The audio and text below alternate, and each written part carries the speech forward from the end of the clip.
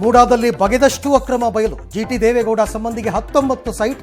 ನಟೇಶ್ ಲೋಕಾವಿಚಾರಣೆಗೆ ಸರ್ಕಾರ ಸಮ್ಮತಿ. ಗೌಡರ ಕೋಟೆಯಲ್ಲಿ ಸದ್ದು ಮಾಡ್ತಾರಂತೆ. ಸಿಎಂ ಹಾಸನದಲ್ಲಿ ಅಹಿಂದ ಸಮಾವೇಶಕ್ಕೆ ಪ್ಲಾನ್. ಇದು ಕುರ್ಚಿ ಉಳಿಸೋ ತಂತ್ರ ಅಂತೂ ಬಿಜೆಪಿ. ಜಮೀರ್ ವಿರುದ್ಧ ಸ್ವಪಕ್ಷೀಯರ ಸಿಟ್ಟು. ಎಚ್ಡಿಕೆ ಬಣ್ಣದ ಟೀಕೆ ತಪ್ಪು ಎಂದ ಡಿಸಿಎಂ.